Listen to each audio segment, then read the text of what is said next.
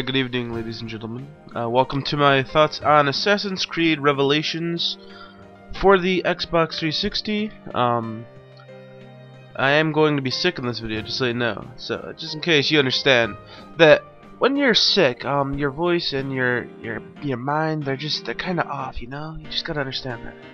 Alright, so, going into Assassin's Creed Revelations, okay, I've been a fan of Assassin's Creed. It's kind of like a love-hate kind of thing. I mean, I love the idea of Assassin's Creed. I just like going back through the past and like reliving your ancestors. And you're an assassin. You're one of the most stealthiest roles in history. You kill people from the shadows. I think the series has took a weird direction. They've kind of strayed away from the stealthy espionage type. They're more into the, you can do that kinda, but more you're just running and killing, pretty much just getting into big fights and disarming and countering and killing like 10 guys at once, and it's not bad, but it's a little different. So I like it and I hate it at the same time. I'll get more into this. So let's start up with story like usual. So this game is the third Assassin's Creed 2 game. What I mean by this is, there was Assassin's Creed 1, then there was Assassin's Creed 2. Generally the next step would be Assassin's Creed 3. Instead they made a bunch of branch games, I guess you could call them. Pretty much after 2 it goes to Brotherhood, then Revelations. And then there's also, I think, a bunch of comics, and there's a movie for it too or something. So this game takes place, I don't think they give us a specific date, but Ezio is like 80 now. He's a really old guy. He goes to Masyaf or Masaf, Altair city from the first game, and he figures out that there's like this locked door that the Templars are trying to get into. It's supposed to be like Altair's sacred room where he hid something really important in there. So basically, he breaks out of there, he gets out of there, he leaves. He comes across, where the hell does he go? I can't remember if he reads a letter or something, but he pretty much goes to this city called Constantinople. He figures out that the keys to opening the door over there is in the city. So, throughout the game you basically find these keys. The story itself is really simple, actually. That's the plot. You're trying to find these keys. Everything else is just really these minor details that don't really affect Ezio as a character or the world. So they're just kind of really small background details. For example, there's like this huge rebellion or something going on among the city, and you're teaming up with the prince, and then the king is out of town, and it's I don't know. There's a lot of stupid stuff in there, but basically the main draw of this game is not only do you get to play as Desmond and Ezio, you also get to play as Altair again. It's actually kind of a weird. It's like Inceptance kind of. Is that what it's called? Inceptance? Acceptance? I don't remember what the hell it was called. But yeah, it's like Desmond is going back in time to look at Ezio's past, but then Ezio goes back in time to look at Altair's past through those keys or whatever that he left behind. So it's a little weird. I gotta say though, Altair and Desmond don't get much story in this game compared to the other ones. Basically, the limelight is definitely on Ezio this time around, just like with 2 and Brotherhood, but those two also had a lot more Desmond in it. Desmond's locked in this like Animus safe room, like a safety mode, where basically you have a couple things you can do from there. You can go start up Ezio's missions, or you can go and do Desmond's 5 sequences. His sequences are awesome, by the way. I guess I'll get more into the gameplay, but basically you get to learn about his past. As for Altair, you get to see what happens before Assassin's Creed 1 and after. It's really cool. I definitely like his parts the most in the game. I think that's really all I can talk about story-wise. It does end the story for Ezio. I hope please end it here. I gotta say, they also killed off a character at the very beginning of the game that I didn't think they were gonna kill off. I thought they were gonna, have them heal up or something and they would be back in the story, but nope, they're dead. Alright, so story I will approve of, just because it is pretty interesting, like learning about more about just like how far the assassins have expanded in the world, and just seeing how their group has like survived all these years. It's pretty interesting stuff. I just wish the character development was better, man. Ezio and all these characters he deals with, it's just boring to me. I kind of just zone out during cutscenes. I'll usually just read my email and stuff. So I will approve the story. Just come on, Ubisoft, work on the characters a little more, okay? Gameplay, it's pretty much the same as Brotherhood. They added a couple new things. I'll give you guys the basic rundown of Assassin's Creed if you don't know. Alright, so basically it's a sandbox game similar to pretty much every sandbox game. You have a mini-map, you see missions on there, you go do missions, you meet new people, you gain access to new weapons, so on and so on. But this time around, I gotta say,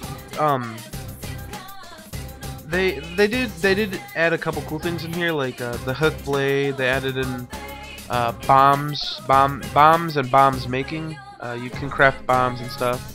I didn't use it too much, but it is pretty useful if you're going for the stealthy route in a lot of these missions, which you do in a lot of the like each mission will have a secondary objective, and if you get that, you can get an achievement. So bombs are really good for getting like secondary objectives.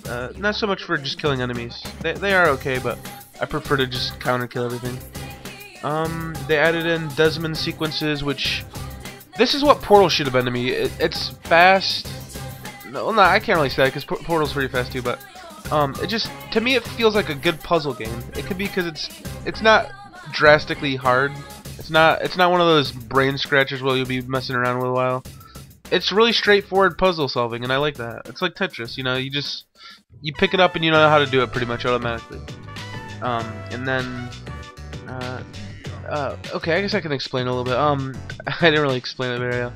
Desmond segments are these first-person puzzle areas where you're basically breaking down his memories and reliving. Well, you're not reliving them. You're hearing all of his past, like through his monologue. Like, as a kid, I didn't know what was going on at the time, guys. It's pretty shitty, but yeah, you basically hear about his past, like how he was raised out in the country, like away from society, so nobody knew about the assassin order, and all this stuff. And you figure out he runs away, and he basically moves to New York City and all this stuff, and it's pretty cool. It lives his moments up until the point where he gets kidnapped by Abstergo or whatever. So I do like his puzzles. You basically take these. You have two blocks, a ramp and a flat floor, pretty much thing. And you basically just have to navigate these hallways and these areas. I'll just put gameplay, and you'll see what I'm talking about. So I talked about the hook blade, which is sweet. The bombs, which are pretty cool. Desmond's segments are awesome.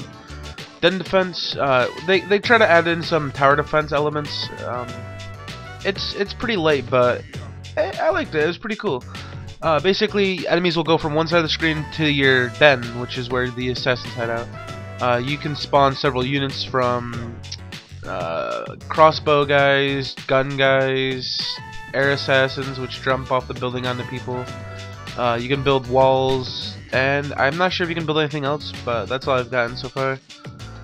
It's pretty interesting. It does take a while to do it. It's probably like a good 5 minutes to waste on it, but it's pretty fun. Okay, now there is some bad gameplay stuff in here. Brotherhood to me felt really epic. I mean, you're driving tanks, you're fucking flying hang gliders that have bombs on them. You have just like a bunch of crazy moments in this Brotherhood. This game, not so much. There are quite a bit of moments, but they don't feel as over the top. I mean, there's moments where you're parachuting off the back of a carriage while like enemies are chasing the carriage, and you gotta like swoop down and like kill them. It's pretty cool. There's just a lot of cool platforming parts where like the ground's crumbling and you gotta like run faster and you gotta jump and climb, and there's parts where you're like chasing a bow and there's people shooting at you. Like every step there's bullets hitting the ground, and there are a lot of cool set pieces, but to me it just felt like Brotherhood excelled in gameplay, whereas this game excels in story. But I mean, they're both good games. They're both fun to play and stuff. Also, I gotta say, a lot of the content, I didn't feel so inclined to finish this time around. The other games, as soon as I saw a new viewpoint open up, I was on that viewpoint. I wanted that. As soon as I could buy a new store, I'd buy the new stores. As soon as I could buy new armor, I'd buy new armor. This game, not so much. I kind of just breezed through it with I mean, I bought a couple pieces of armor throughout the game, but I bought the first 2 armor sets by the end of the game. But if this was Brotherhood, I would have had everything bought immediately. I wasn't so, I guess, anal this time around. I was just relaxed, pretty much. But yeah, there's so much to do in this game. There's so much replayability. It at least adds another 10 hours to it. There's so many collectibles. There's so many side missions and stuff. So I will approve gameplay. If you like the other games, you're probably going to like this game. It's pretty fun. It's not as much stealthy though. That's kind of a bummer, but it's still pretty cool. I will approve of gameplay. Oh, let me say one more thing about gameplay. Stop using small text, man. I don't have an HD TV and I can't read text, so I have to play it on my big TV because I hate you, Ubisoft. I hate you. Okay, let's talk about sound real quick. The voice acting is exactly like the other game. Same voice actors. Now I'm getting really tired of the whole Italian accent thing. I mean, it's cool that they're trying to be all like artsy fartsy and they're trying to be realistic and stuff, but they said originally when you first go into the Animus that they're speaking in the language that Desmond can understand. Why don't they translate it straight into pure English with like an American accent or a European accent, not this Italian accent? Like, I don't even know what you're saying most of the time. I'm reading the subtitles, dude. So yeah, voice acting is good if you like the whole Italian thing, but whatever. And as for the music, fuck you. Okay, that's my sound, guys. Alright, I'm gonna disapprove of sound. Just because there were a couple scenes where the voices were gone and the music were gone. And that kind of sucked, because I had to read, for this entire cutscene, I had to read the subtitles. Kinda sucks. Alright, I'll talk about my likes and dislikes. Damn, we're already 12 minutes in. Alright, so this game uses an online pass. They give you a 3-day trial. Grats. I like you, Ubisoft. You guys are good. Keep it up. I mean, give us a longer than 3-day trial. Give us like a 10-day trial maybe. That'd be sweet. Another plus, I'm not sure if Brotherhood had this, but you can auto walk now. I don't know. I might have been on crack, but for some reason this felt like a cool feature to me. You just walk up next to a crowd of people, let go of your analog, and your dude will auto walk. That's pretty cool. Alright, going over to my dislikes, we've got 4 stealth missions where you have to sneak in order to like succeed this mission. A lot of times this glitches because the enemies have fucking thermal goggles and they can see you from 50 miles away. And to me, it just felt like a lot of these stealth missions that they force you to sneak through, they just feel really rigged. Unless you have bombs, then you can't. You just gotta be very patient, and I don't know. It doesn't feel right now that I've played this game for so long and so fast. Alright, I already mentioned how some of the cutscenes are muted with the audio. Fuck you. And what the fuck is up with the credits? The credits are seriously 30 minutes. Okay? I set the controller down while watching the cutscenes. I was talking to my friend for like 20 minutes. I watched an entire episode of something I was watching. I can't remember now, but come on, guys, the credits are so long, man. Why? I don't get it, man. Alright, so going over to my overview now, guys. Yeah, I'd say it's another enjoyable Assassin's Creed game. The story is pretty interesting. I wish they had a little more Desmond thrown in there. You do kind of have a couple cutscenes with him and Subject 16 or whatever, but really he's just kind of shelved. A cliffhanger ending. A lot of the missions don't feel as good. Sound can suck my dick, and yeah, it's a pretty good game. If you like the other ones, you're probably gonna like this one. Hopefully it ends the Ezio Chronicles, and next time I make an Assassin's Creed video, it is about the 3rd game, the final chapter. Will it end there? I don't know, probably not!